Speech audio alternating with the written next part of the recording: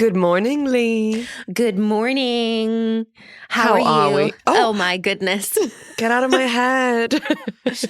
We're good. I am obviously now a new mother. So that's been Congratulations. a lot. By which I mean me and Lizzie adopted a kitten. No one get too excited. She is my world. Obviously I already had a stepson. Lizzie came into the relationship with her child cat, Rory. But this is our first together. We are now a blended family.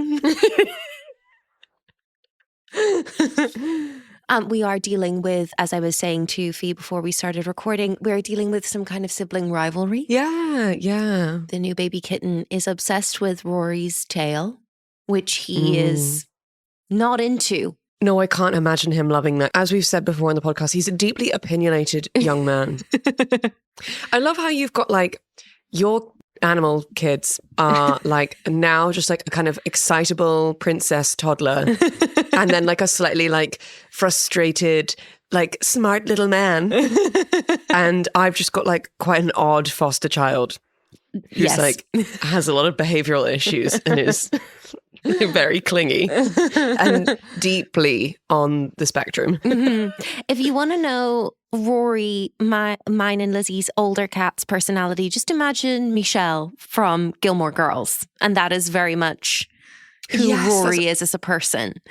As a cat, accurate. Whereas I should say. My dog is Kurt from Gilmore Girls. Okay, Fi. We're back. Should we talk about The West Wing? We're here for season 3, episode 12 of The West Wing, The Two Bartlets. The Two Bartlets. I'm not going to lie, Leigh, I had to do a double watch of this episode because I was like, I watched it for the first time and I was like, I'm not entirely sure that I've actually taken in anything in this episode. And you nailed it on the head when you just said, I think we're firmly mid-season. And I feel that that's correct. So apologies to any wingnuts out there who are like, I love this episode. I thought it was good. I thought there were some fabulous scenes, some real stonkers. But yeah, I was just like, come on, give me some more.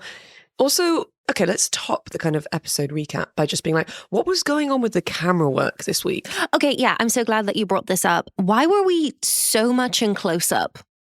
Right? For the whole like for the first episode. 20 minutes, I was like, why am I like in Martin Sheen's face? Why am I like in like Bradley Whitford's face? Like so very, very different because we love a mid-shot. Yeah. It felt kind of like, why are we suddenly in a political thriller? Yes. It was like, why are we in a David Fincher film?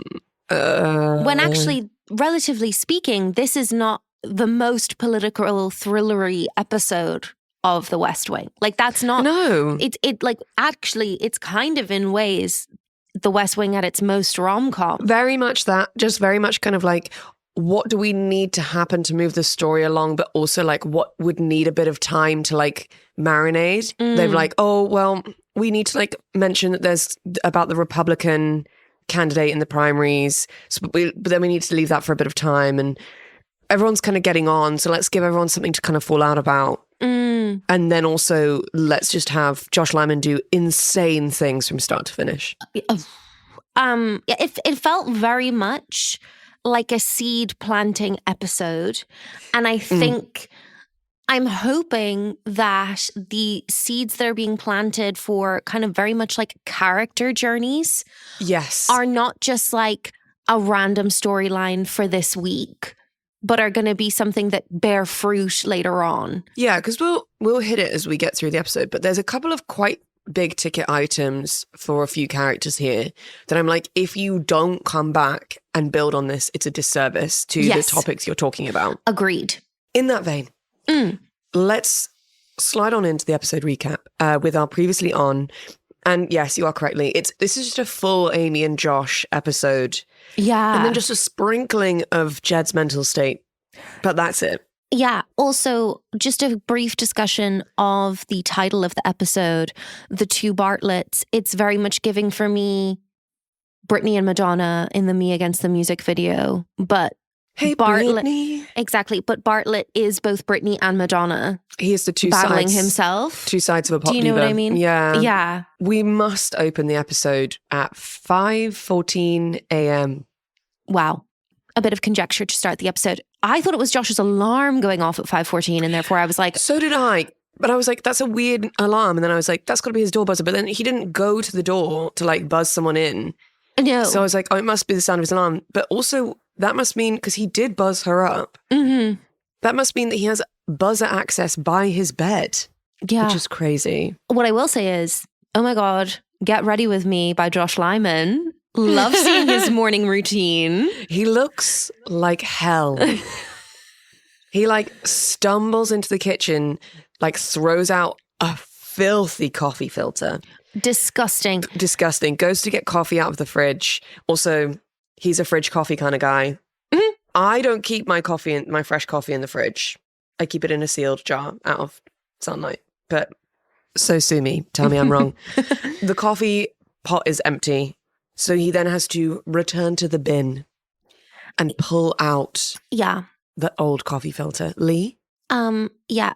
It's a low that we've all been to. Yes. It's rough. It's rough to watch. The way Bradley Whitford picks that coffee filter up in a way that tells me that he, as a human being, as Bradley, has done that before. Agreed. Also, 2 different news stations on 2 different TVs is crazy making. That does not speak to mental wellness. I don't care what your job is. My take from that is, as a man who lives alone, why do you have 2 TVs? I think because he wants to see the coverage on 2 different news stations at the same time. Should we talk about his house and the decoration and stuff? Because it's the first time we've been in, I think. Apart from, I think maybe we saw an interior shot when he was phoning Donna when he was recovering from being shot. Yeah. But this is the first time we've kind of like been in his apartment. It's the first time we've kind of lived in there. It's very boy. It's very like, I've gone to IKEA and I've chosen the full room. This is so interesting. See, for me, I think it's Josh was like, I'm going to Washington, Mum. Like, we've won the election. And she's been like, I'll sort the apartment. I need something to do.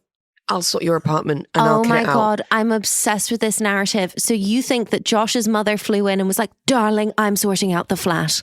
And also because like, I feel like she'll be, you know, this is like not long after her husband's passed away. So I feel like she's like, I'd love to be there and like help make your home, spend some time together. And also like, I need a project. And so it looks to me like an apartment where like a mum has come in and like bought good quality furniture. Yes. And like a set of glassware, you know. It's all very Pottery Barn. Yes. Yes. It's very Ross's apartment in Friends. Yes. This does harken back to me for our first flat in London. And oh, yes. Your mum coming to move you in and sitting on the bed crying, saying, I don't want to leave you here. To be fair, like I think like I would never be able to afford that apartment now, which is crazy. And it was a lovely little 3-bed masonette that we shared with another woman. And was it rough and ready? Yes, it was. But it was also like in a zone 2 location and had a double room with a wardrobe in it, which is a real treat these days. It was cozy. The fridge in the hallway was crazy, as were several of the carpet stains. But we got what we needed out of that flat. We did. God bless my mother. I don't think she's ever really been happy with anywhere I've lived. But I think that speaks more to her as a person than it does to me and my choices. So that was my take on that, which I think that his mum like got all the furnishings, but then I think he's just put his crap in there. So that's why it's giving bachelor pad, because it's like this lovely shot and they're like, there's this like shelving unit and it's got this beautiful set of like 8 wine glasses. And I'm like, he's not fucking using those wine glasses. He's not hosted in this apartment. No. Anyway, it's 5:15 a.m. now and Amy has arrived. And she's furious. Yeah. Is her showing up at 5:15 nuts or iconic? What are your thoughts? Now, we'll carry on. I'm just going to give you this now. Yeah. And then when we finish discussing the scene, I'd like your thoughts. Okay. But I want you to think on it. Okay. The nuts or iconic very much depends on whether or not you think she's drunk. Because we're gonna go through the rest of the scene and read out a section of this now, and tell me at the end if you think she's sober or not. Okay. So she arrives. She's furious. She comes in through the door. One of the first things she says to him is, "Those pajamas are too big for you." Obsessed. Love it. Cue Josh going, "I was done with this fight a month ago." I have nothing to say about that. No. So this is all coming back to the argument they've been having about John Tandy and whether or not he actually likes Amy or whether he's trying to date her political clout. Yeah. And Josh is like, of course he's doing that. He's a power dater. I'm fascinated by the concept of power daters. I fear as a Capricorn, I have been a power dater in my most toxic self. She's making waves. She's making moves in the social circuit. I'm not saying successfully, but what I'm saying is I intended to become more powerful. I famously have been drawn to power dykes in my time. This is true. You do like a powerful woman, but more often than not, that has ended confusingly. Yes. Yes. I love that Josh has thought so much about dating. Yeah. That he has a term such as power dater in his arsenal. Also, to me, the phrase power dater is suggesting a kind of Bridget Jones style 90s dating book. You know, a dating book, a column perhaps in a newspaper that he reads. It's giving that he's thought about it too long, too hard, but also he has classed himself as a power dater. To self-identify as a power dater, I've got to give it to him. She says, but you're also a power dater, because he's saying John Tandy is a power dater, and then she says, no, you are as well, and he's like, yeah, I know. And that to me speaks to, is that why nothing has ever happened actually with Donna? Oh my God. If that's true, I hate him. Well, yeah. You know the whole like, not to like be super chuggy and bring up Friends, but like, you know that whole scene where Ross is deciding between Julie and Rachel. Oh yeah. And he makes the list. And he's like, well, me and Julie have being dinosaur people in common. And Rachel is just a waitress. Like, is it with Josh and Donna, is it just the waitress of it all? Yeah. Just the EA. Oh my God, I think you've nailed it. Because the thing is, I think he's like, yeah, Donna's the one you date, but like she isn't who you take home to meet your mother. She's not who you have the society wedding with, no. Where all of the most people in government come. Leigh, oh my God, that's so fucked up. Okay, amazing. Now I'm going to love the rest of this episode because I've also got so much to say about Donna and Josh. What I will say is this scene is rom-com genius from start to finish. Oh, yeah, truly. Let's continue. So this again links into whether or not she's drunk. Why does she keep saying, how do you like them apples? I feel like this is a continuing motif. I feel like how do you like them apples? I feel is something they've said to each other in previous episodes. She says it at least 3 times in this scene. Now, I want to say that Good Will Hunting came out 5 years before this episode. So, like, it's not like it's a current joke. Obviously, I know it's like a turn of phrase, but like, should we get into the scene? Yep, yeah. Would you like to be Amy or Josh? I'll be Josh. You know how I know you're wrong? Because you looked in his eyes, saw his soul, and confronted him in a moment of human honesty. That's right. Then he was sure to tell you the truth. He didn't have to. Why? Because he asked me to marry him.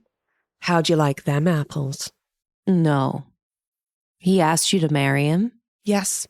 And you want me to talk you out of it? No, you don't have to talk me out of it. I said no. Good. And then I told him that I thought we should stop seeing each other for a while.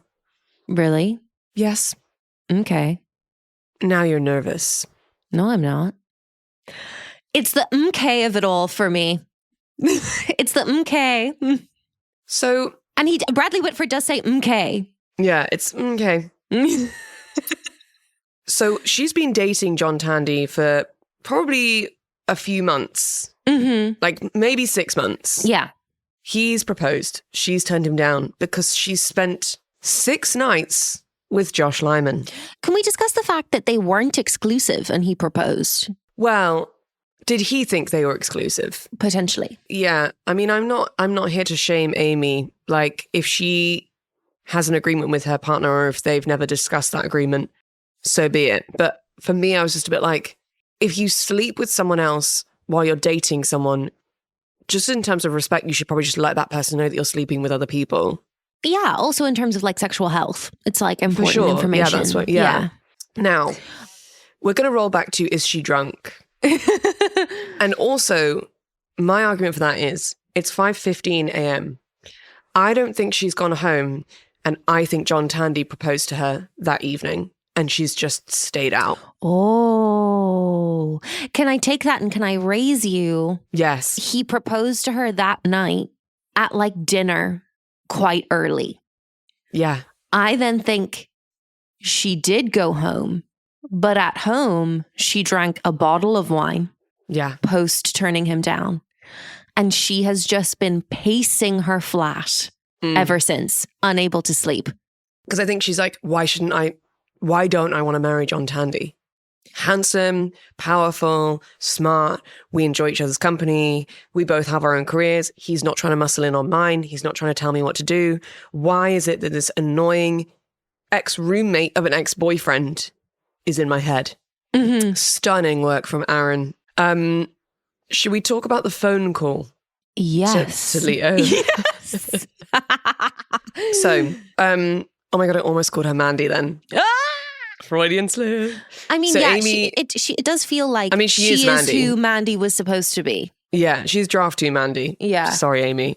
Which is give her a job that's not in the West Wing and then the relationship can continue. Yeah. Anyway, Amy leaves and Josh is like, you're going to call me in 30 seconds. And his phone rings basically as soon as she leaves the apartment and he picks it up. And the smirk on his face as he picks it up is unbelievable. And he just goes straight into this. Mm-hmm. Time number 1 was on the steps in front of my apartment when you kissed me. It was snowing. Time number 2 was when you came over after the State of the Union. Time number 3 was at your house where you put on your bootleg tape of the Stones at Wembley Stadium, put on your feather boa and sang Honky Tonk Woman. Time number 4 involved a variety of hosiery. Josh, I'm going to stop you right here, okay? Leo? And then what really was the icing on the cake for me is, anybody else in the office? Hey, Josh. Hey, Margaret. Yeah. I die. Also, we have discussed the relationship between Margaret and Donna in the past.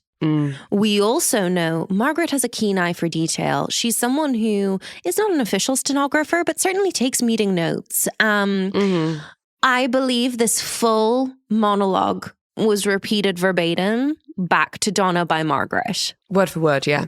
Without pause. Also, a couple of crucial points to bring out here. Let's. So she came over after the State of the Union. So when we saw them have an argument at the State of the Union and her go off for the photo op with John Tandy, she went out with John Tandy and then, I'm guessing, gave Josh a booty call.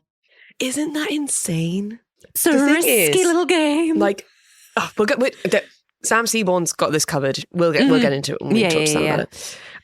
The feather boa. The feather boa of it all, and the song "Honky Tonk Woman." Listen, Look, I'm all for putting on a show in the bedroom. I'm all for putting on a show, doing a turn. I just don't know that Josh deserves the show. I don't know that I want a feather boa ever really.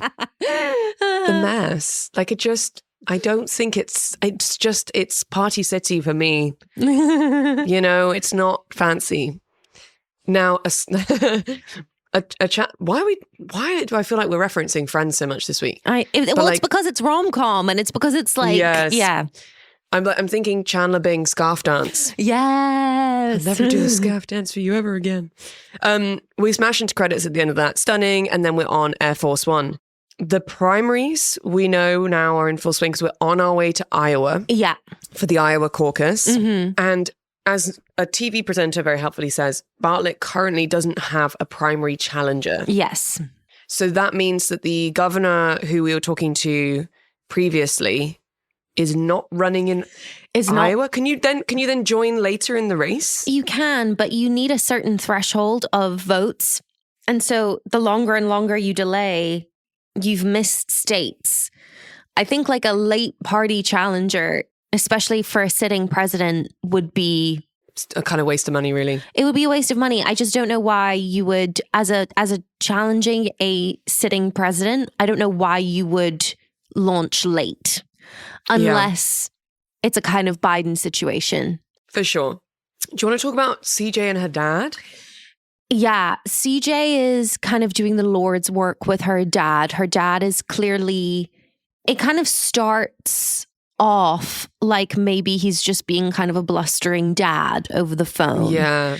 And then it feels like, oh, we're making a real point of this. I then was like, you know, it's clear he's confused over the phone and he's getting things confused that a person shouldn't really get confused. No. So then I was like, ooh, are we going to have like a second half of season arc for CJ of her having a personal crisis in the midst of the election regarding her dad's health? Yeah.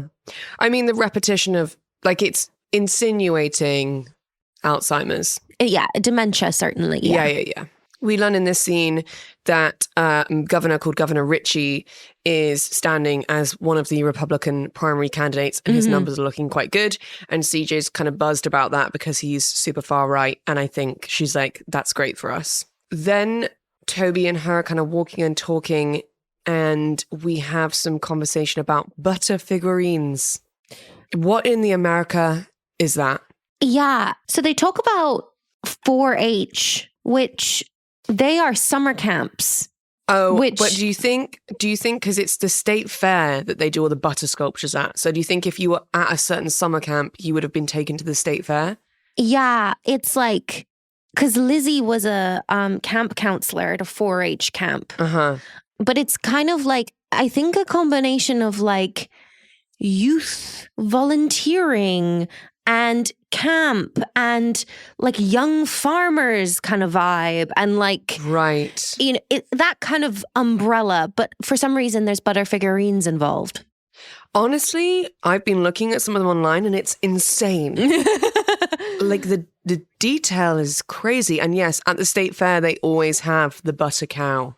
Incredible. So weird flex from CJ to talk about that, but hey. What I will say is, you know, to be fair to America, America never does anything by halves. Do you know what I mean? Yes. It's just a lot of butter. Oh, I've seen the Last Supper butter sculpture. Incredible. So that's a weird sidebar. Do we feel like CJ is, what's the word? Deflecting. That's the one. Yeah. Thank you for taking that from my body language. Yes, I do. I do feel like she's deflecting. She tells some very bad jokes to Toby, including someone being the dada of dadaism. And Toby just kind of looks at her with confusion and goes, it's like there's nothing you can do about that joke. It's coming at you and you just have to stand there. Yeah. And I really feel like Aaron Sorkin just wrote a few pages of really bad jokes and then just like rinsed himself as a different character on how bad the jokes were. Yeah. I also just love that as a friend, Toby's spidey senses are tingling. Oh, very much so. He's worried about his friend in this episode. But Donna's lost the plot, Leigh. She's lost the plot. We're back in the West Wing. We're back in the West Wing. Donna is not doing well with the progression of Amy and Josh's relationship. It would appear that it is now Donna who's crossing HR lines. But I kind of support her in that because ultimately she's kind of been gaslit for 3 years. And that has caused her to become a crazy woman. I see. For me, I'm like, it feels like there's a combination, right, of her, like jealousy of being like, why are you so nuts for this woman? You'll never step up for me. But then I also think there's an element of it where she's just like sick of seeing the same cycle. Yeah. And him not thinking there's a cycle. Yeah. And like every time that he like is like exhibiting a particular behavior, she's like, yeah, that's what you do when you get to this stage. We all know that. And he's like, no, it's different. That must be really frustrating. I mean, when she's like, oh, are you tired from all the lovemaking? Yeah. That to weird. me is saying that she already has had a conversation where Margaret has repeated to her what Josh said on the phone. And then she is like, I need to do jury duty and can you get me out of it? But I've already deferred 4 times, so I like have to go, which is kind of wild. And then she does a very Donna thing of like giving him loads of praise to make him do something for her. Yeah, because he's like, I can't get you out of jury duty. And she's like, I'm surprised to hear you say that because you're such a powerful man. All the girls say so. Have you been zapped of your powers by the lovemaking? Which normally would be cute, but kind of doesn't feel the same. And also what's funny is that as she's saying that, they bump into Margaret and Margaret looks absolutely scandalized by the use of the phrase lovemaking. Well, yeah, because I think Margaret is like, bitch, I didn't tell you that so that you would do this. Yeah. I think Margaret is like, have some dignity for the love of Christ. Like, Donna is flailing here. She's unspooling. We'll check back in because there's another scene in this episode where I'm like, whoa. Anyway, Leo has a plan and he needs Josh for it. So in Puerto Rico, there is a particular naval base. There are some ships that need to do some like particular maneuvers in order to get some paperwork signed off so that they can go off and be warships. And there is a recognized protest going on to stop this happening. That's all good. That is people's right to do that. But Leo has recognized one of the main protesters is a friend of Josh's. And so Josh is going to be the one to break up the picket line. Yeah. And it was at this point, I think, that you and I were both like, I feel very aggressed by how close the camera is to everyone. Yeah. And this scene was happening like really fast. Like what Leo wanted Josh to do was like, felt like such a whiplash moment to go from like Josh like flirting with Amy in a doorway to like, you need to get on a satellite phone now and talk to your friend and be like, you've got to give up and clear everyone out of this area. I didn't mind that. I feel like that to me was showing like actually how difficult it must be to have a personal life while having a job like Josh's, because it would be like a constant whiplash between being like, oh my God, I like slept with someone really hot, to being like, I need to call my friend and tell him to stand down. I think the greatest tragedy of this storyline is that we never got to meet Billy, because we were told that he was an actor and an activist. Yeah. And very handsome. And he was not shared with us, which is kind of frustrating. Also, I feel like when we're talking about Puerto Rico and then never actually interacting with anyone from there, that kind of felt not ideal. I hope that this is a storyline that we dig into more, because we've touched on Puerto Rico before, but we've not had any Puerto Rican voices. Like we've not met anyone who is actually connected personally to Puerto Rico. No. And we've not met like a congressperson who's like, this is my passion, that I'm like, part of this movement. Anyway, Josh does say that, I would probably would have been on the picket line if I didn't have this job. I'm sure that Billy is Josh's friend. I don't know that I see Josh as a picket line guy. It's very performative. It's very like, I actually like would have done all of this stuff if like I hadn't like not really wanted to, which is just like most straight men in our age group. Leigh and I meet them all the time where they're like, I think I probably would have like got into chefing if I hadn't started working in acquisitions. And you're like, what? No, you wouldn't have. No, you wouldn't have done that. You've just watched The Bear. That's what's happened. That's what's happened. And now you've got loads of stainless steel stuff in your kitchen. Like you don't want to be a chef. It's not an easy job. It's not nice. Not everyone can be Jeremy Allen White, you know? Anyway, that's more of a personal vendetta for me. Just a bit more information on the Republican candidate. So there's 2 at the moment in the primaries, a guy called Sam and a guy called Richie. I think that like Sam is like the more popular choice, but Richie's kind of like the outsider.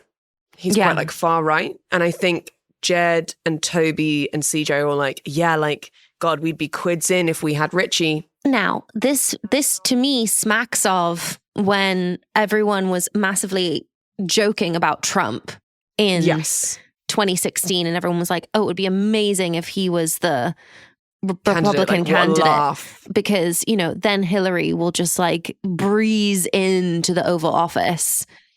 And so I say again, where is the time machine, Aaron?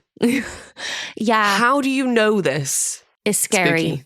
To 6:26 a.m., Sam and Josh having a check-in, mainly about the kind of Puerto Rico situation.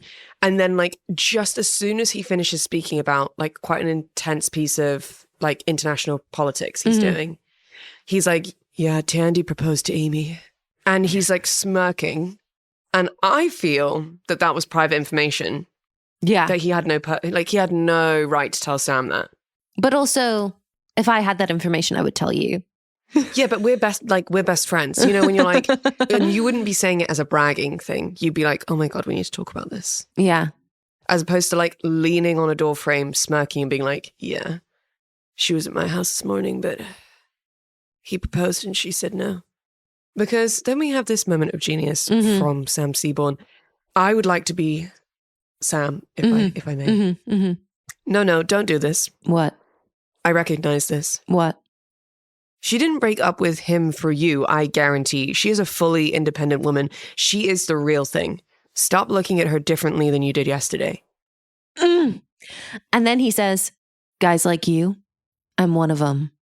Sam. So Sumi, I love Sam Seaborn. I love He's him. right though. He's like absolutely categorically nailed it, which is Josh is indifferent until there's some sort of chase, there's some sort of win, there's some sort of victory that he can have. Yeah. He's like, oh, now I'm all in on Amy. You're not. You weren't all in on Amy. You're only all in on her now because you feel like you've had a moral victory over another man.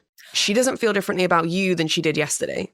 Stop pretending like you're the winner. I think what Sam is saying is, don't change your mind and pull back from her just because she's given you. Oh, right. Like it's not a declaration of love what she's done. Yeah. Like don't suddenly start saying like, this is too intense.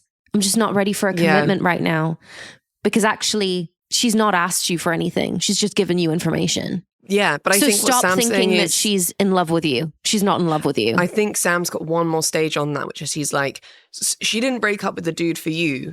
So don't feel like you now need to go all in and then immediately get spooked, which is what's going to happen. And then you're going to get angry at her. I found it really interesting that he was like, you're going to find a way to like get angry at her. To affirmative action. Yeah. So we're going to a university campus in Iowa for this caucus. And Toby's like, I think affirmative action is going to come up, especially because Governor Ritchie, the Republican primary candidate, has been asked about it and is kind of anti-affirmative action. Yes, he supports a ban on affirmative action. So Toby's like, I think optics-wise, we should have an answer for when you get asked about it. And Jed is being very like... so cagey about it. Sam's written up a few lines for Toby and Toby's reading them out and he's like, I don't, like, Sam wrote this? And Jed's like, no, I reworked it.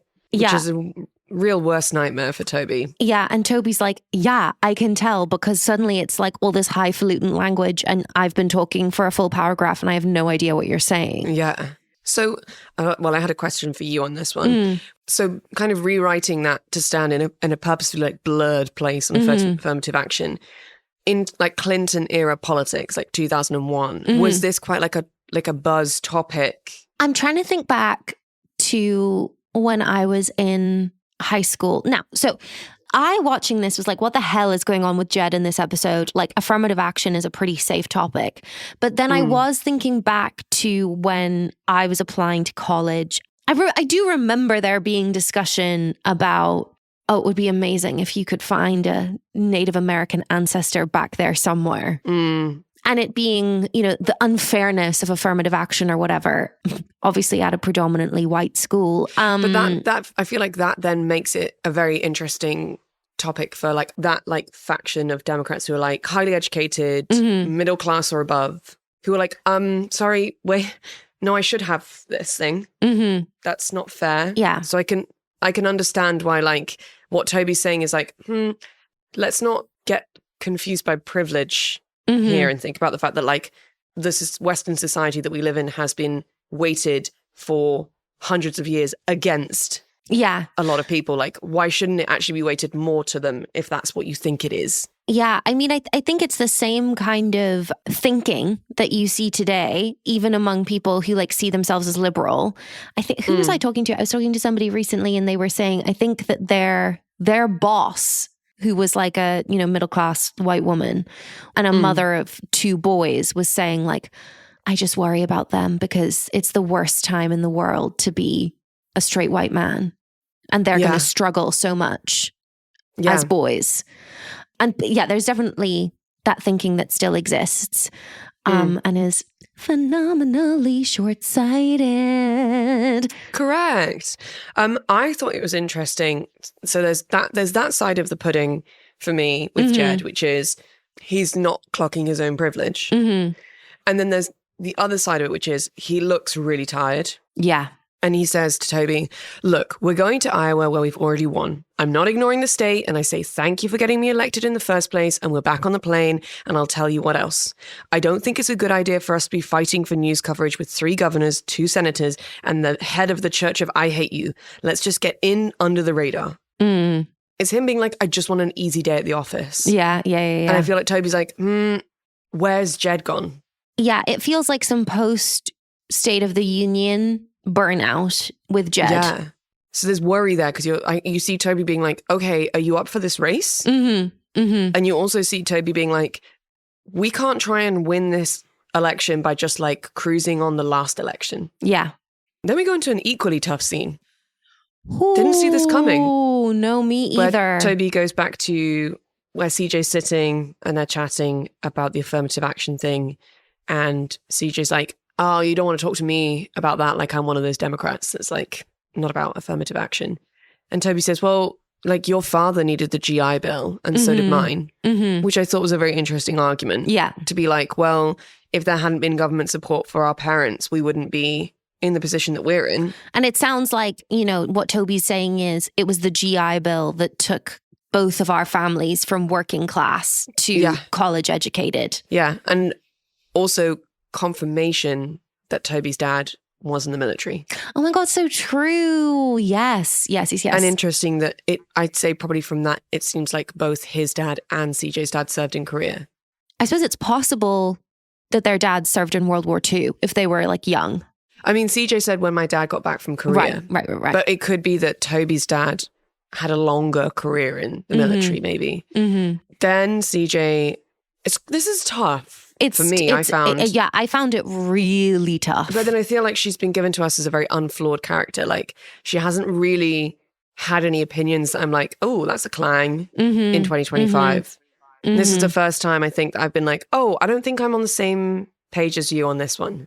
So she talks about her dad's career working as a teacher and how he should have retired in a much higher job than he did because of affirmative action. She says, less qualified Black women were promoted above him. That is so tough to take. Like, that is so tough to take as an argument. Yeah. And it obviously feels like she's very protective of her dad. And so therefore that's an opinion that she shares.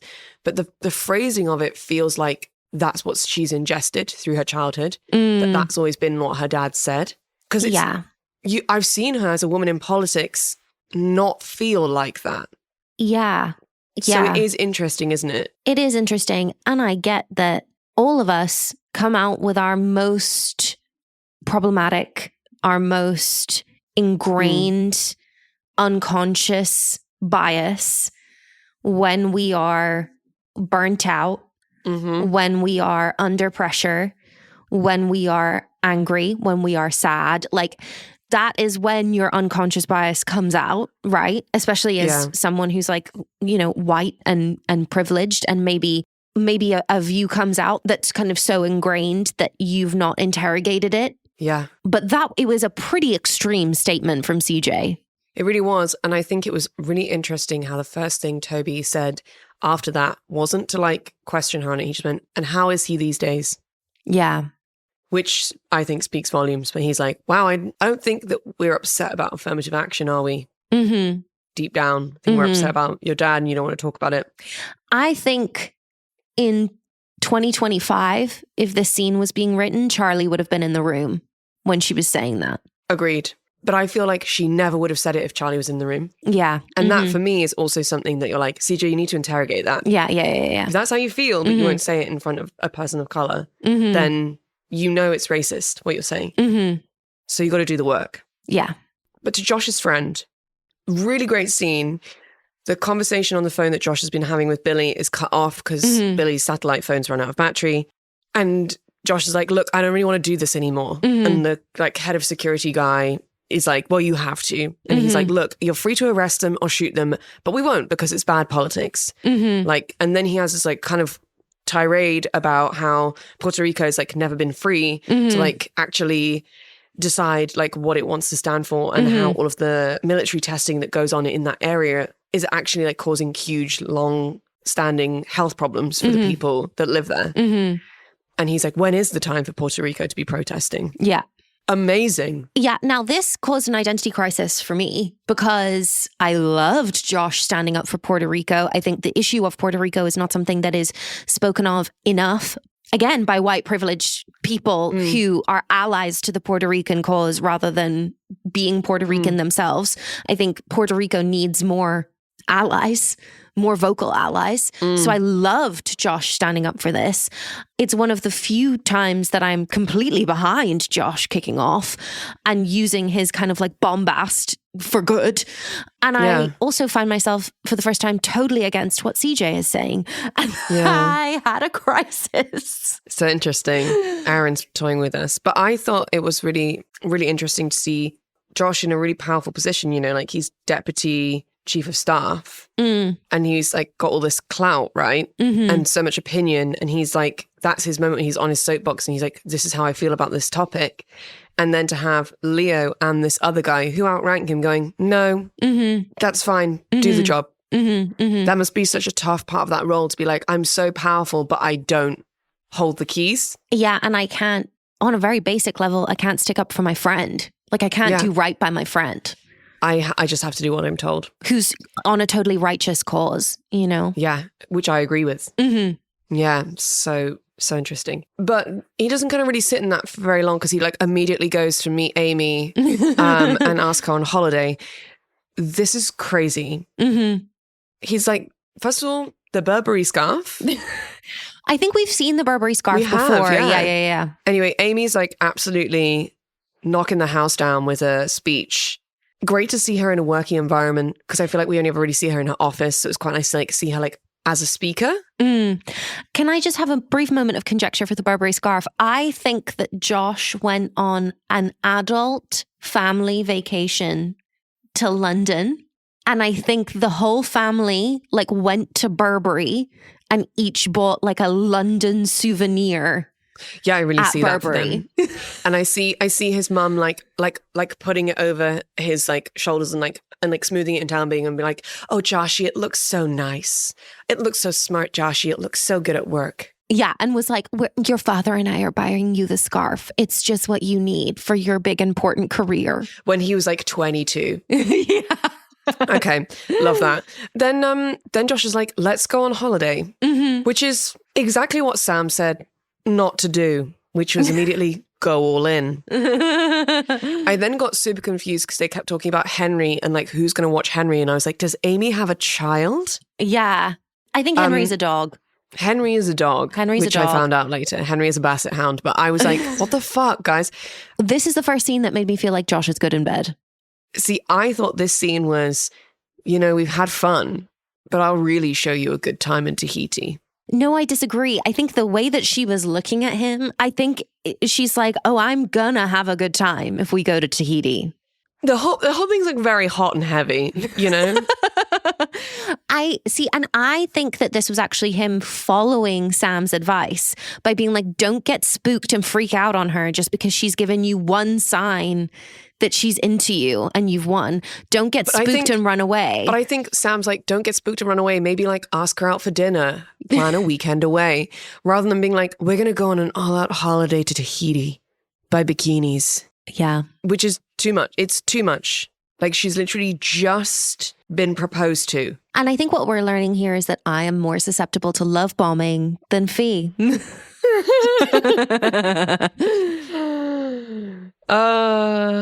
No comment. To a stressed Toby. Yeah. We're at the Iowa caucus. Toby is just puffing on a cigar, watching the monitor as Jed's receiving questions. Jed receives a question about affirmative action and gives like a really like non-response. It's a very like clean response. Which on balance feels like it goes against affirmative action.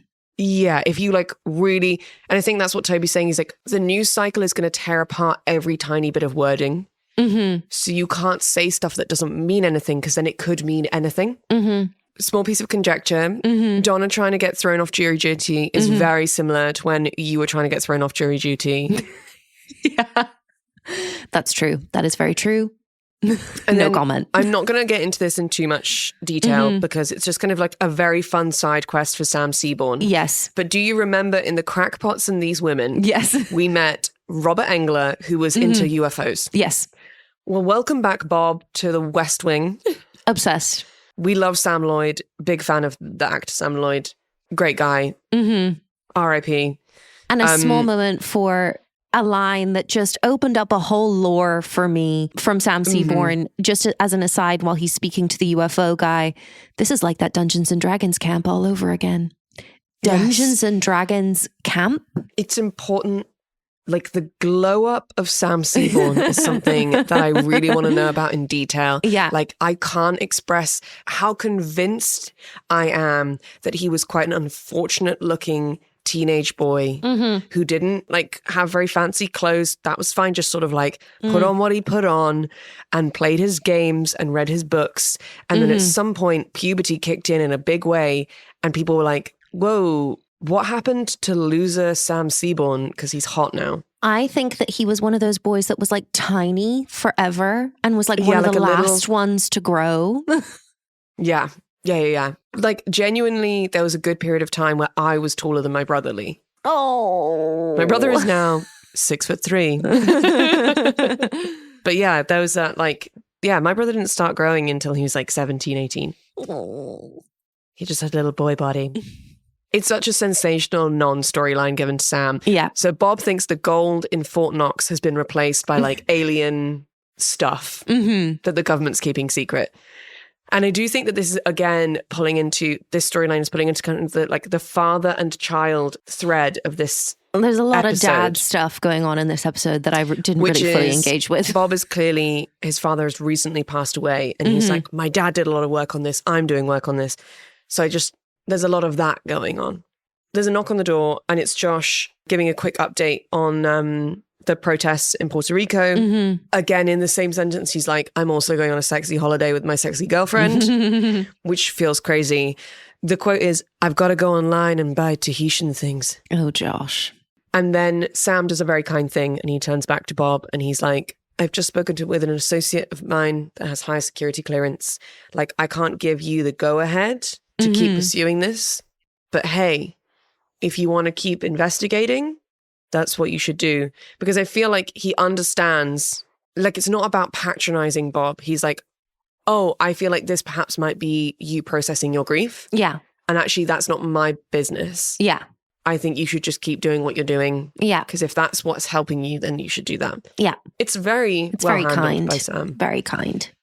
Back on Airforce One, we have another kind of touch in with CJ and Toby about her dad. I feel like CJ's dad is going to die this season. Yeah, I think so too. And also I feel like they can't give CJ a love life storyline, so they've given her like a heavy personal life storyline.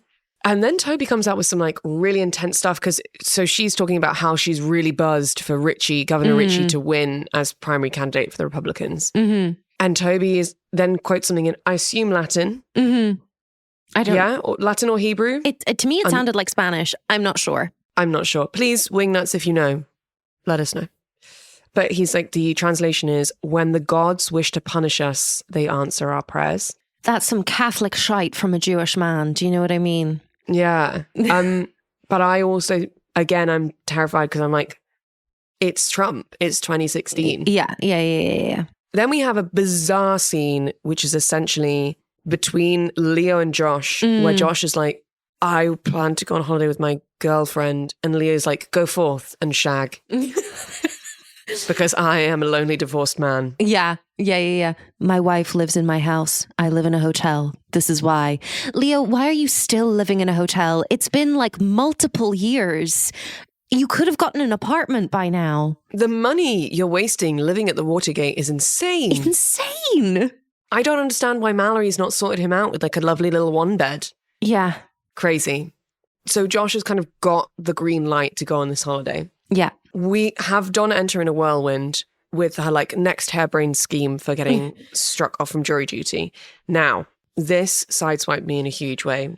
She goes, the trick is appearing unsuitable, not just for this, but for any jury while avoiding a contempt citation. Wouldn't you think if I just explained to them that my boss is a lawyer, my lawyer is a lawyer, and I'm dating a lawyer? It's jury duty. It's not an appendectomy.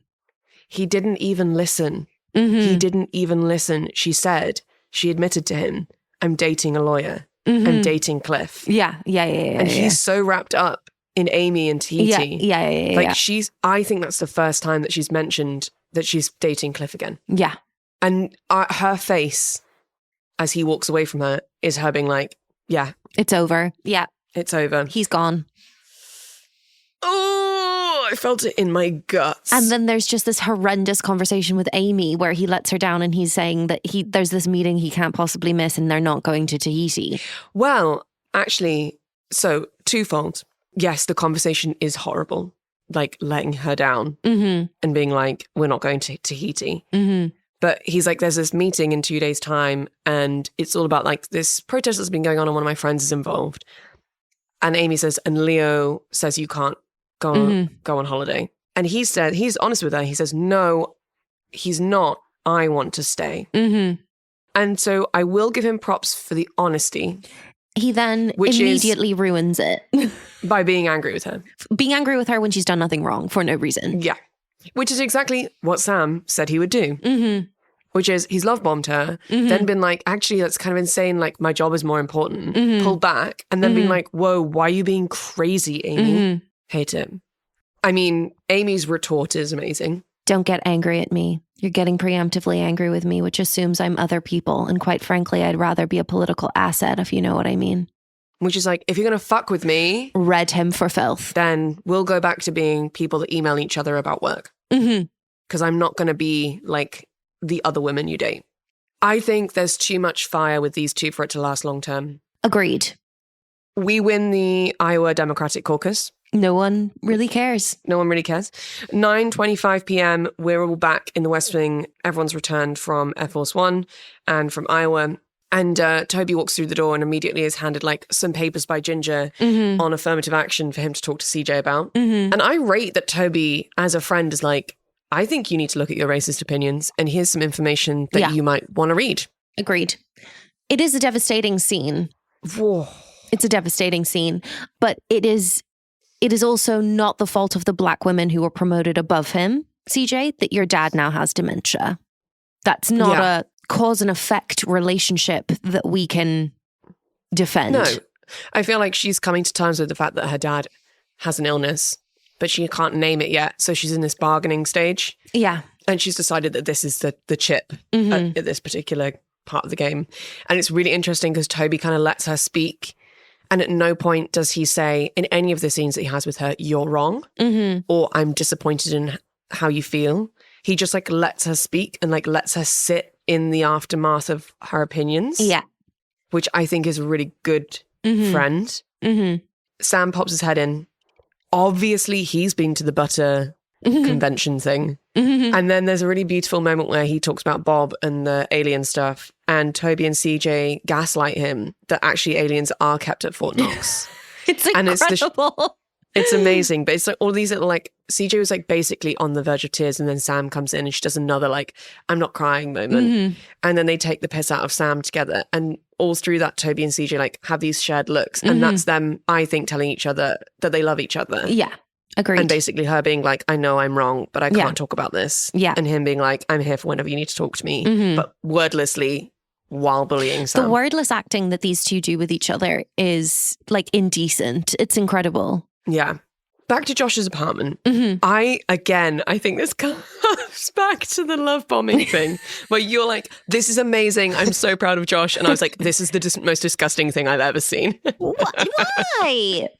It's awful, Leigh. It's lame. Take her on holiday or don't. He's like done his whole apartment up. Like he has this whole thing. She like arrives. She's like, oh, Donna called me and told me to come here. And then Also, crazy that Josh gave Donna that job. Crazy. Really uncomfortable. Like, but I feel like he asked her to do it because he knew that Amy would be more pissed off to be told to go somewhere by Donna. Mm-hmm. And then he's like done his whole apartment out with all of this like quite bad kind of carnival-esque like decoration and put on like some bad music and is like, I'm gonna make rum cocktails. I really like you. And there's like 3 kinds of rum in here. And forgive me for being mean. And she's like, wow, oh my God, I can't wait to have sex with you. And I hate the whole thing. Anyway. I think it's romantic.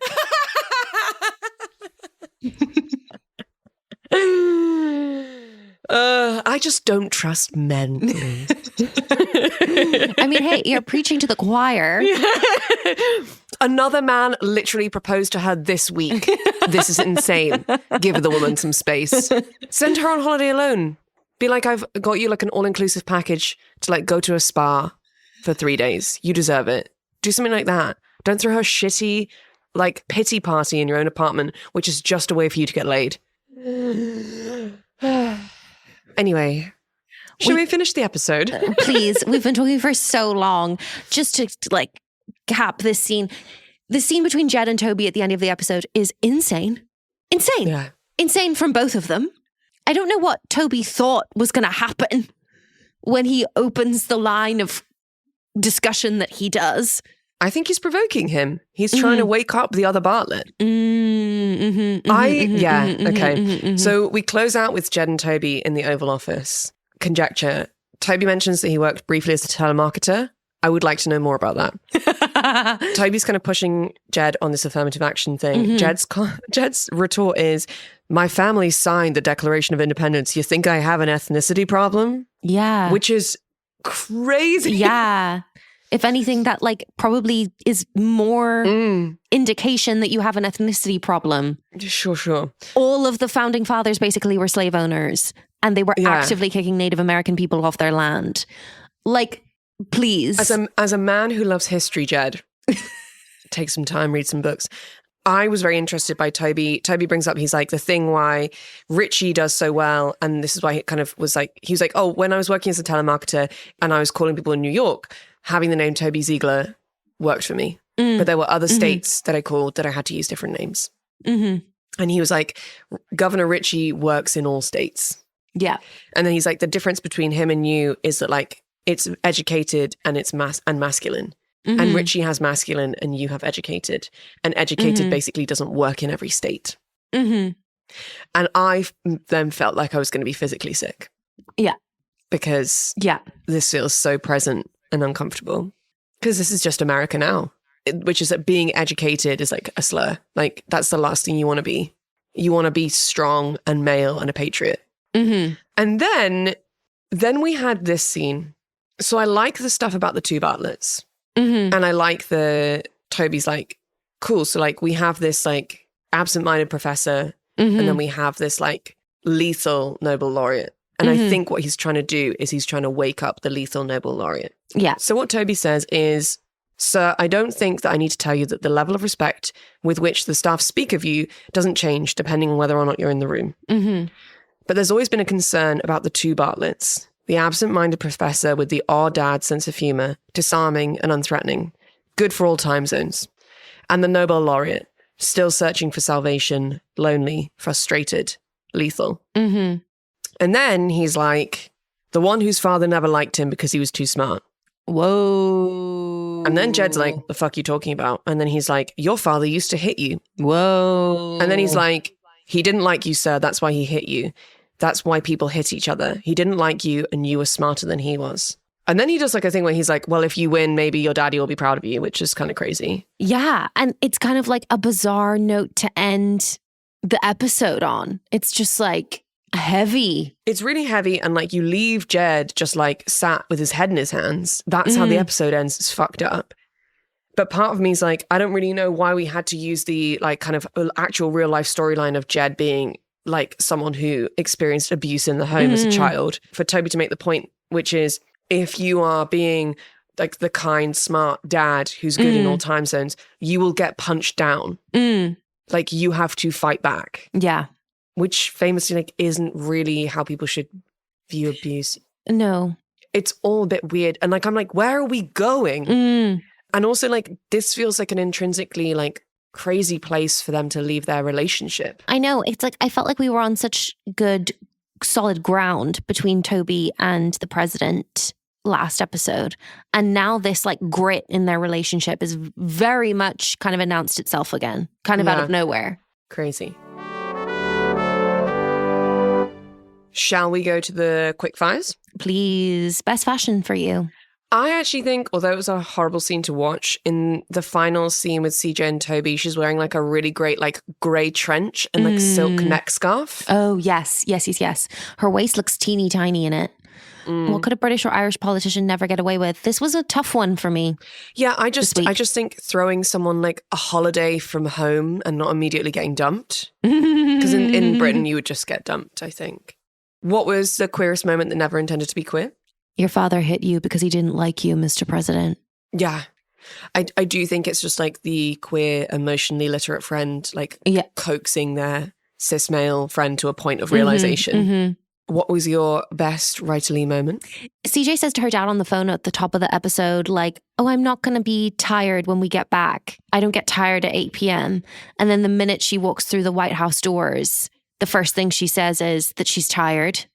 Yeah. That was a really nice, like, bookend of the episode for me. Really satisfying.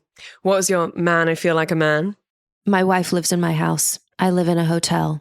This is why. Yeah, honestly, I don't think that can be beaten, to be honest. Just like Leo being like, go have sex with your girlfriend because love fades. But honourable mention too from President Bartlet in the final scene with Toby.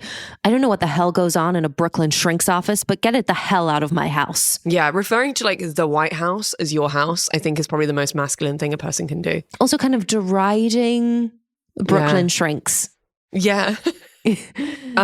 And what was the moment that made you proudest to be an American? When Josh came through for Puerto Rico. I think from a political standpoint, truly. From like a kind of faith in mankind, mine was Sam Seaborn being like, don't do this. She didn't break up with him for you. Yeah. Yeah.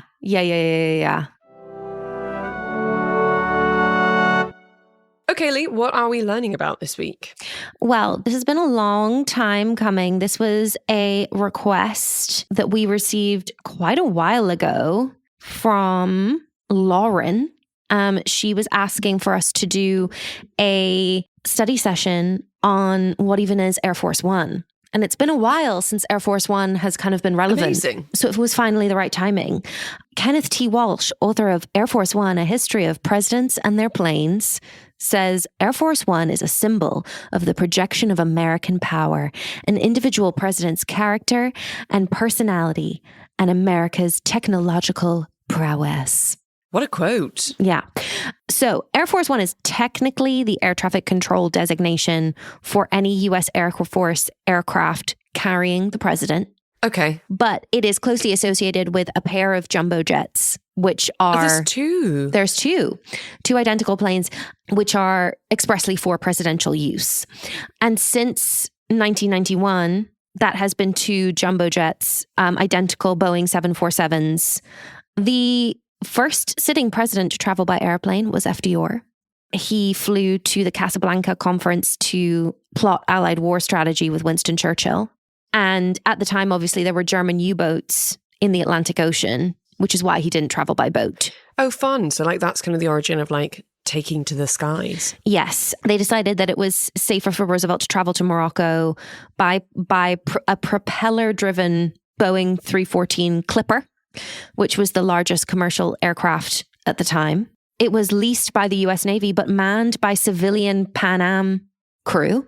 Oh, cool. And it had to make refueling stops in Trinidad, Brazil, and Gambia before Roosevelt did the final leg of the 50-hour, 7,000-mile journey in a military transport. The plane's cabin wasn't pressurized, so it carried oxygen cylinders in case of emergency, and it flew below 10,000 feet, which made it super turbulent across the Atlantic, especially for President Roosevelt, who was obviously paralyzed from the waist down and therefore wasn't able to brace himself with his legs. Oh my gosh, yeah. So yeah, not a comfortable journey, the first presidential flight. The first aircraft built specifically for the president came in 1945. It was nicknamed the Sacred Cow by quippy journalists because of the level of kind of security measures involved with it. It was a 4-engine plane with a max speed of 300 miles per hour. It had a private stateroom with a large desk, a private bathroom, and a bulletproof picture window and a fold-down bed. It also featured a battery-operated retractable elevator to help get Roosevelt, who was obviously in a wheelchair, on and off the plane. And that's what Roosevelt took on his journey to the Yalta Conference. But Harry Truman was the first president to kind of start flying routinely. Basically, like, aviation advances happened so rapidly in the 40s that by 1947, only 2 years later, the Sacred Cow was already kind of obsolete. And so Truman got a new plane and named it the Independence, in honor of his Missouri hometown. And that could fly anywhere in the continental US without refueling and could carry 24 passengers. It also had a state-of-the-art, for the time, cabin pressurization system and had an experimental weather radar in the nose to detect storms 30 miles ahead. It also had a radio teletype transmission system that could send and receive messages across 3,000 miles. And a television was put in Truman's quarters in 1952. Truman had it painted to resemble an American eagle with a white beak on the nose and blue feathers along the fuselage. So it was quite a garish look. Yeah, that sounds horrible. It famously transported Truman to the Wake Island in the Pacific for the historic confrontation with General Douglas MacArthur, October 1950, during the Korean War. And it remained as the primary presidential plane until Eisenhower came into office in 1953. Eisenhower, as a kind of military man himself, rejected the Independence for being kind of cartoonish and silly, and was much more in favor of kind of no-nonsense military planes. No, that sounds about right. He christened the new presidential plane the Columbine 2. The Columbine 1 was Eisenhower's personal transport in the Army. And it's called the Columbine because that's the official flower of Colorado, which was the adopted home state of his wife. Oh, which is lovely. And this was kind of the first plane that had like a conference table. And actually, because Eisenhower, again, was a military man himself, he had a navigation panel that he could use to track the plane's journey himself. That's nice. Mm-hmm. And following an incident in which that aircraft entered into the same airspace with a commercial flight, Eastern Airlines 8610, which was the same designation as Eisenhower's plane, Airforce 8610, that is when, for safety, they started giving the presidential plane its own designation of Airforce One. So there could never be any confusion. Now, obviously, in the 50s and 60s, we start getting into like the aviation jet age. Yes. Basically, like, it's pretty quickly, the fact that Air Force One at this time was still a propeller-driven plane made the US look like it was behind Russia in the Cold War because they already had jets. And so that's when we got into having like a full jet plane for the president to not look like they were falling behind. Yeah. Then when we get into the 60s and the JFK administration is when we have the first jet built specifically for the president. And the Boeing 707 that was kind of commissioned for JFK had a living room, bedroom, bathroom, and kitchen. And he commissioned the First Lady, Jackie Kennedy, and industrial designer Raymond Loewy, who designed like the Coca-Cola bottle and the US Postal Service emblem, to develop a new Air Force One design. So much like a lot of kind of style, we have Jackie Kennedy to thank for what we would think of as the Air Force One design on the outside with the blue and the silver. Jackie Kennedy also decorated the inside with oil paintings and fine china. And of course, this plane then carried JFK to Berlin for his famous Ich ein Berliner speech. And, that was in June. And then that November transported his body back to Washington, D.C. from Dallas. And it was on that plane that LBJ was sworn in as president. There's a really famous photograph of LBJ with Jackie Kennedy standing next to him, taking the oath of office on Air Force One. Wow. But it was in 1990 that we got the current Air Force One fleet. So we're still using currently the planes from 1991, which is a point that we'll get to, which are the current planes are 2 6-story tall aircraft. They came 2 years late and $365 million over budget, partly due to kind of the crazy security features that they require. Critics of how over budget and how late these planes were called them the Flying Taj Mahal. Oh, God. They are capable of mid-air refueling, like in flight. They can circle the globe with in-flight refueling. And they have like a special skin so that they can defend the plane against the electromagnetic pulses in case of a nuclear blast. So yeah, there's crazy stuff going on with the security of these planes, as you would expect. The mid-level can accommodate as many as 70 passengers in addition to a crew of 26. And there are work areas for media representatives, security staff, and other personnel. There are 2 galleys where up to 100 servings per meal can be prepared. It also has its own situation room with a secure telephone and computer communications, and a private presidential suite, including a small gym, a bathroom with shower, and sleeping quarters. And to save the president in case of a medical emergency, there is an office that can be converted into an operating room. Holy hell. That's a lot on one plane, isn't it? It also carries a blood supply and a fully stocked pharmacy. That makes sense.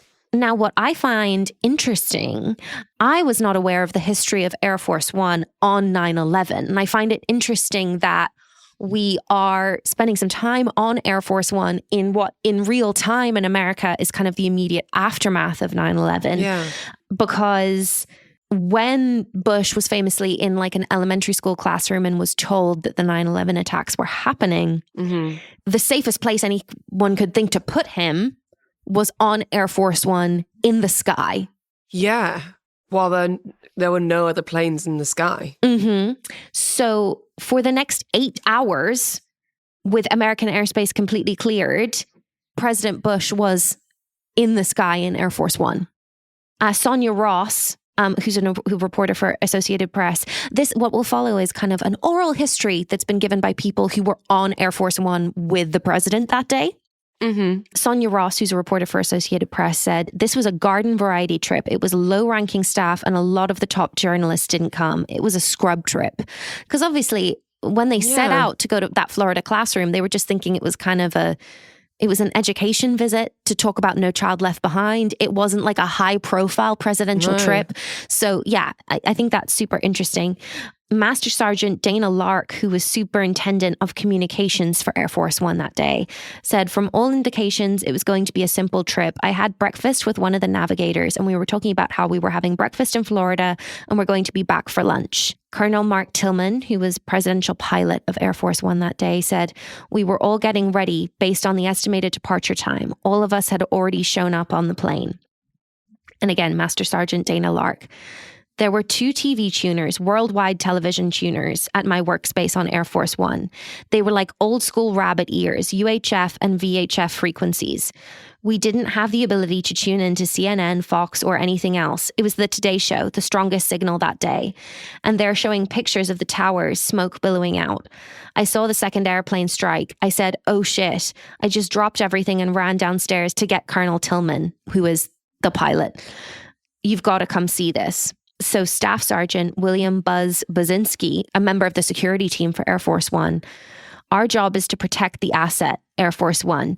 The Secret Service is principal protection. We're asset protection. We protect the plane 24 hours a day, even after the president has left. One of the advanced Secret Service agents had told us about the first plane. Then about 17 minutes later, I see the same guy sprinting across the tarmac. He said, another plane hit the towers. I knew instantly it was terrorism. We start to increase security around the plane, make it a tighter bubble. Staff Sergeant Paul Germain, Airborne Communication System Operator, Airforce One. As soon as the second plane hit, that switchboard lit up like a Christmas tree. Mike Morrell, who was a presidential briefer for the CIA to the president. When we get back to the plane, it was ringed by security and the Secret Service with automatic weapons. I'd never seen anything like that before. They researched everyone before we could get on board, not just the press. They searched Andy Card's briefcase. Andy Card was White House Chief of Staff at the time. Mm-hmm. He was standing right in front of me in line. They went through my briefcase, which was filled with all these classified materials, but I wasn't going to object that day. The pilot, Mark Tillman. As the motorcade's coming in, I've got the 3 and 4 engines were already running. Andy Card, White House Chief of Staff. The limo door opened. I was struck that the engines of Airforce One were running. That's normally a protocol no-no. Sonia Ross, the AP reporter. They brought out bomb-sniffing dogs. They were drooling all over the luggage. I had dog spittle all over my bags. Sandy Kress, who was Senior Education Officer for the White House. Getting on the plane was different than it had ever been. There was a lot of attention to our credentials, who we were. We had to show ID and our badge, not just the badge. And this is even though the crew knew most of us. Eric Draper, presidential photographer for the White House. The Secret Service wanted to get him on the plane as quickly as possible. I figured that I've got to stick like glue to the president. Obviously, I know it's going to be a big day. My goal was to find him as quickly as possible on board, but Andy Card said at the top of the stairs, "Take the batteries out of your cell phone. We don't want to be tracked." That brought me up. Are we a target? I wasn't thinking of that. So then the plane starts to take off, right, at like 9:55 a.m., almost before like the president has like fully made it into his presidential suite. And then they get a report that there was like a Stinger missile at the end of the runway. So Colonel Mark Tillman, the pilot, says, "As we started to taxi, the Secret Service advises that someone has come up to the end of the runway with what is perceived to be a long gun." So he turned the plane around and took off in the opposite direction up the runway. Oh my God. At like almost, I think, what people have described as a vertical angle.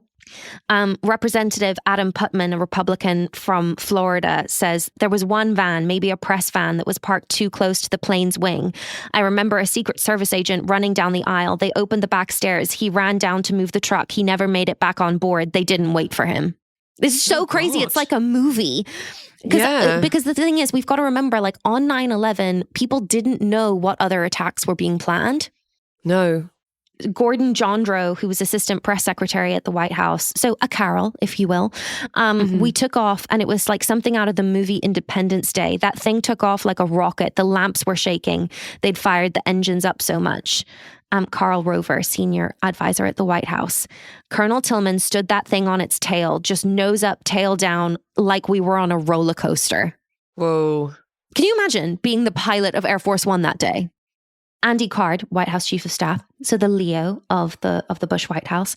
Even before we left the school, there was angst from the Secret Service that we don't know what's out there. As we were boarding the plane, someone had picked up a reference to Angel. That's the code name for Airforce One. Is someone sitting around with a Stinger missile? Was someone waiting for us at Andrews Air Force Base? Mark Tillman was reluctant to fly us back to Washington. Ari Fleischer, the press secretary, so the CJ. As we were flying out of Sarasota, we were able to get some TV reception. They broke for a commercial. I couldn't believe it. A hair loss commercial comes on. I remember thinking in the middle of this, I'm watching a commercial for hair loss. Yeah, that's insane that obviously you don't just have like a constant news cycle. Because they didn't have access to TV unless they were below a certain altitude. And while they were flying over major cities and could pick up like terrestrial TV. So you've got to think the people on Airforce One that day were like some of the least informed people about what was actually happening on the ground. Yeah. David Wilkinson, who was the assistant agent in charge for the U.S. Secret Service, said, "We didn't expect the breakdown in communications. Every kind of communication that day was challenged. Even the president talking to the Situation Room was challenged. The communication networks did not hold up." And then Master Sergeant Dana Lark talks about like the communications falling apart, and they didn't know if that was because the communications had been sabotaged, but it was actually just because air traffic was so overlogged with all of these planes trying to land and figuring out where they needed to be rerouted to get on the ground. Yeah. That it just totally overwhelmed the communication system. But she, in her job that day, didn't know whether it was like a purposeful attack on the communication systems. She said all the folks were coming up to the communications desk with various requests. A Secret Service agent comes up and says, the president wants to know the status of the first family. He had this look on his face. I had to tell him I don't have a way to find out. I can't fathom what that was like for the president. Yeah. I mean, you know, I have my views on George W. Bush and the Iraq War, but I think that is pretty harrowing to think that he was just up in this plane for 8 hours, having no idea about his family, whether his ranch in Texas or the White House had been a target as well. Well, for everyone on that plane being like, I can't get in contact with my family, you know, knowing that they're, you know, when the attack happened on the Pentagon, knowing that something had happened in DC, but not being able to get in contact with like your family or your friends or your colleagues who would have been working there. Yeah. Also, there was just like, I think a variety of crop dusters across the US that like hadn't gotten the message. And so they kept thinking that there was unaccounted for planes up in the sky. And, you know, there's a quote from one of these guys being like, I had no idea there were so many crop dusters in the United States. Yeah. And the whole time George Bush is on Airforce One, like fighting tooth and nail to be taken back to Washington, D.C. And the Secret Service is ultimately saying, we can't allow that. Yeah. Anyway, there's a whole super fascinating history of what happened for those people that were on Air Force One that day, including there's a woman that I really enjoyed through this kind of oral history, which I'll link on our Patreon for our patrons. But Ellen Eckert, who was a presidential stenographer, talks about they land briefly at an Air Force base to refuel. And she was like, I thought I was the only one on the plane that was a smoker. And suddenly everyone is coming at me wanting a cigarette. Yeah, I bet. And I think she provides a really interesting, almost kind of Donna-esque perspective on the day. You know, she's kind of an every woman who's just been like thrown into this moment of history, and has some really interesting things to say about it. But it is interesting that, you know, that was back in 2001, and the Air Force One that's currently being used is still those same planes. The Air Force did announce a new Air Force One in 2015. It was supposed to be delivered between 2017 and 2021.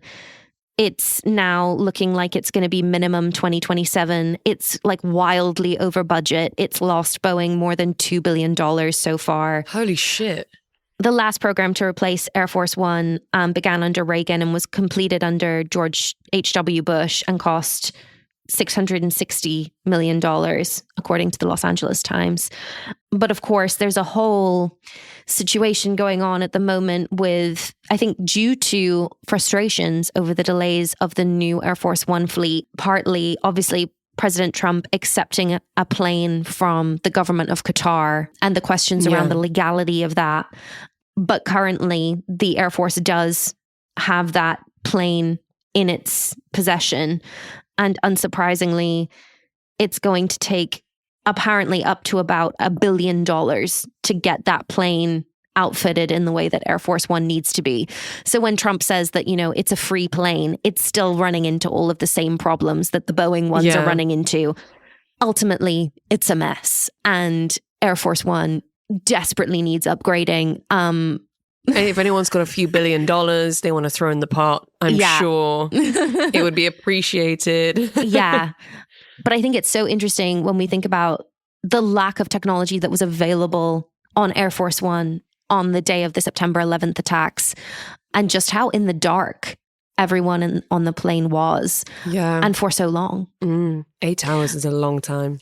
There is also a really human quote from Gordon Jondro, the assistant White House press secretary, saying, I don't really remember eating, but the stewards put out some sandwiches and chips.